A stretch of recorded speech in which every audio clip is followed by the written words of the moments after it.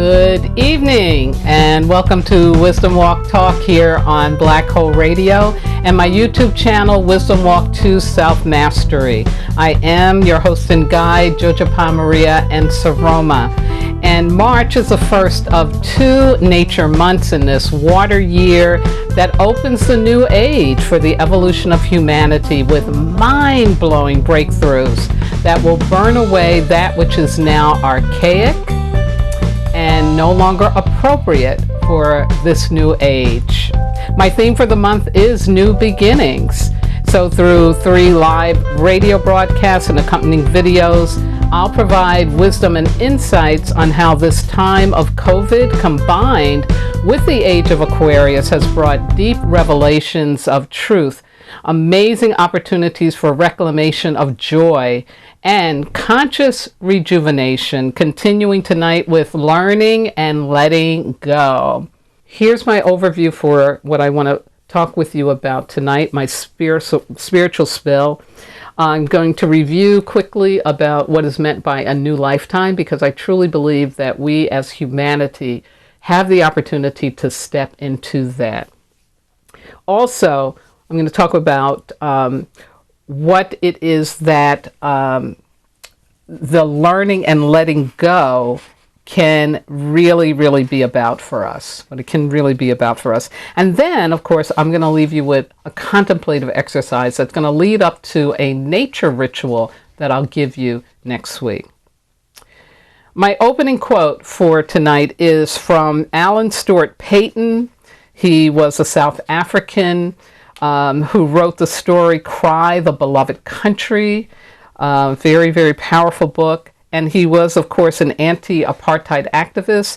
And he says, "It is not forgive and forget, as if nothing wrong had ever happened, but forgive and go forward, building on the mistakes of the past and the energy generated by reconciliation to create a new future." Absolutely beautiful. So this new lifetime that we have this opportunity to claim, to step into, I gave you some characteristics and I'll go over a few of them. A new lifetime, and I use the example of Gandalf in the part 2 of Lord of the Rings trilogy on film, when he becomes Gandalf the White. But a new lifetime is where you know you have evolved and transcended who you previously believed yourself to be. You don't look or feel or even dress the same as you did before, because you're presenting yourself as a new person and you believe it so solidly that nobody questions you. Yes. You step more deeply into your true, authentic self, and you love and appreciate your life. You're no longer energetically bound to the pain and suffering of the past, to walking somebody else's path, to core wound beliefs, ancestral wounds, and trauma. You have no more resentment, guilt, blame, shame about people and situations in your past, because you're liberated from having to live through those blocks in order to get to your happy endings in life. And lastly, you have clarity, and you easily attract support for living on purpose and living at this next level of your purpose. So, new lifetime. So what I wanted to dive into a little bit this week is, okay, as a result of the new lifetime showing up and you embracing it, you're going to go through a process of learning who you are and letting go of who you are not. I'll repeat that. You're going to go through a process of learning who you are now and letting go of who you are not. So what does that mean? That means that there comes challenges when we step into the new lifetime. And they happen at the personal level, just in terms of you and what you're believing about yourself and experiencing about yourself. It's interpersonally with people who are around you, family, friends, intimate partners. Socially, like in your workplace, professionally, emotionally and spiritually also into that. So all of those domains about you, of who you are, all those aspects are going to be impacted when you step into this new lifetime, this new opportunity to experience more of the truth of who you are. And I go back to my experience when I became Jojo Pa.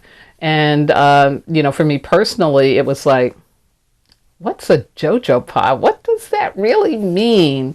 And so I needed to take time out to really allow myself to get familiar with her, to understand what was motivating her, to understand why things that before I really liked to do and felt very comfortable doing were now kind of challenging or problematic.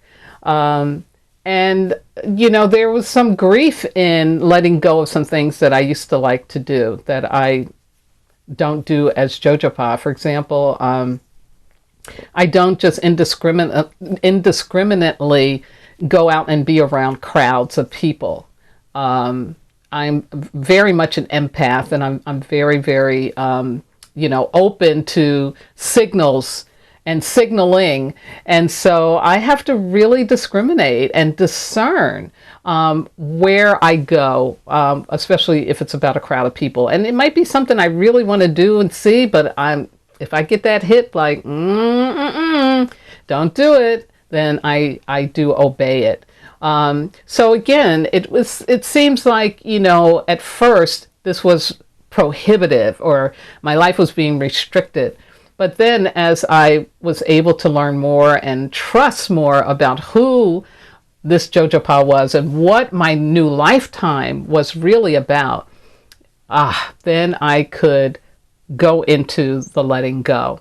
So I'm using this example to tell you that as you're moving into this new lifetime, and I know so many of you are, I know this, there's no way we can have this amount of loss of people, to have what also in many ways has been a great purging happen in this world, and we not be thrust into a new lifetime, a new opportunity to get into balance.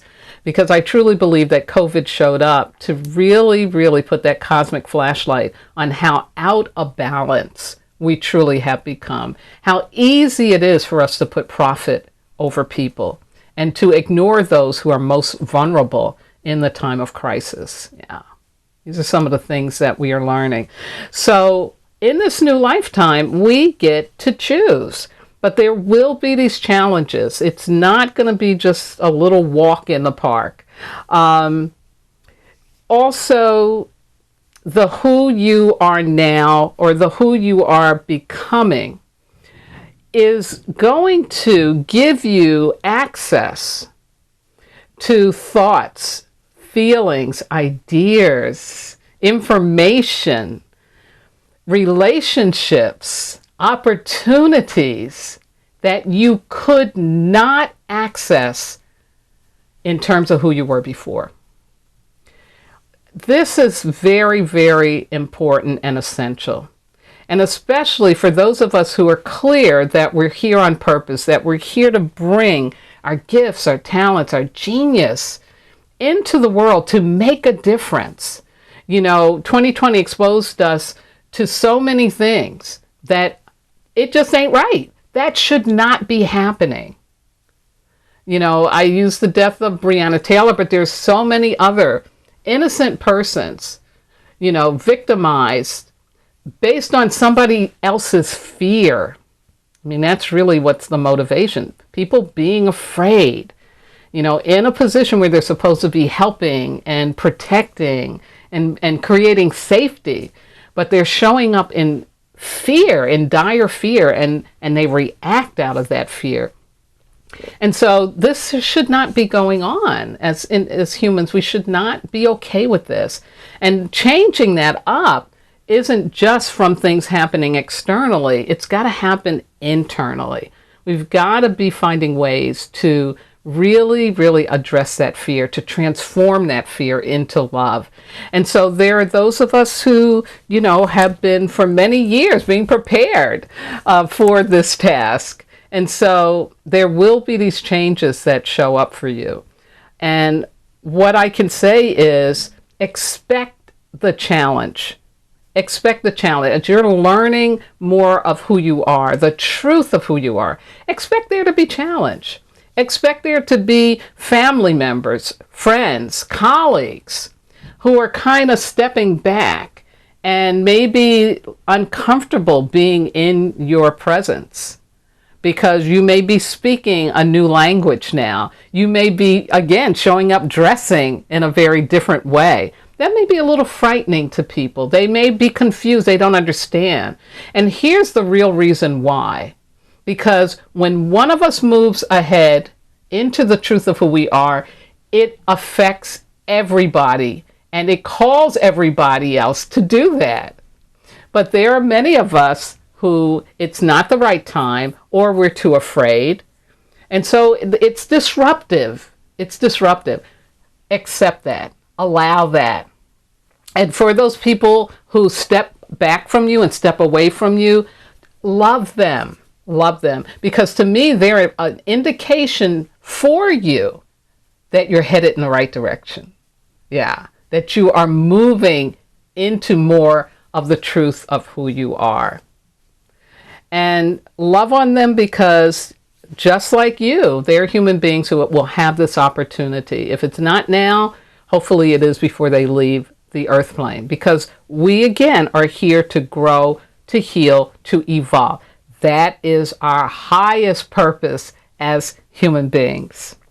So here's the contemplative exercise. It's a conscious awareness exercise that I want to leave you with for tonight. I'd like you to think about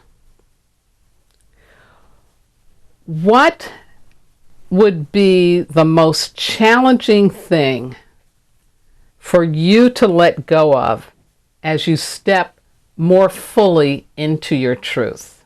Again, what would be the most challenging thing for you to let go of as you step more fully into your truth? And then, who would be the most challenging person for you to let go of? Or letting go of this person would be the most challenging thing for you as you step into your truth. Okay? So the what and the who. And think about this and write it down.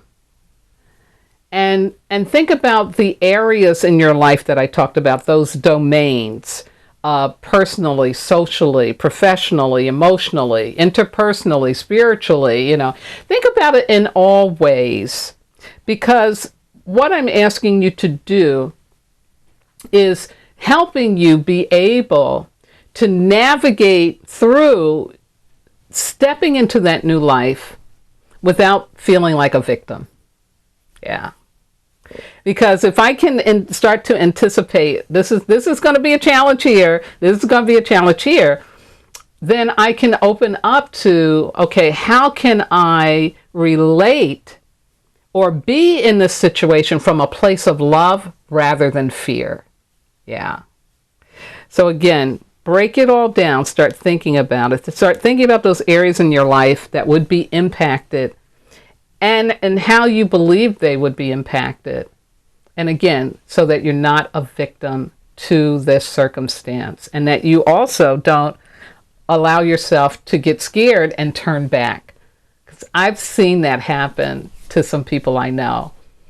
And let me tell you, it's never a good day. It's never a good day, because again, we are here to evolve. There really is no going back. So good luck with that. Really put some time and energy into it. You will be so happy that you did. So happy you did. And again, if for some reason you're not conscious of new life having shown up for you yet, or you're not feeling it yet, do this exercise. Because I think in doing the exercise, it's going to help you begin to maybe, it will reveal to you some ways in which you have shifted that you weren't conscious of. Yeah, that's how the universe works. So my Sara saying for tonight, Miss Sara said, don't keep talking about the problem. Focus on what you want. Ashe. Last but not least, I want to thank my God, my ancestors, my spirit guides, loving entities, everything that walks with me, keeps my head to the sky, my feet to the ground, and my heart open to do this important work with and for all of you. Please have a very healthy and happy and joyous Fire Week. Continue to wear your mask, double mask, use a filter, wash those hands, practice social distancing, especially here in LA. They're getting ready to open up the restaurants for indoor eating again. Folks, there will be nobody around really policing the 10% or 20% capacity, so you police it yourself. Do not put yourself in the line of danger. We are not out of the woods with this yet. Remember, trust the science safety, avoid perceived safety, and most importantly, do remember, you are not disposable. In fact, you are divine. Good night now.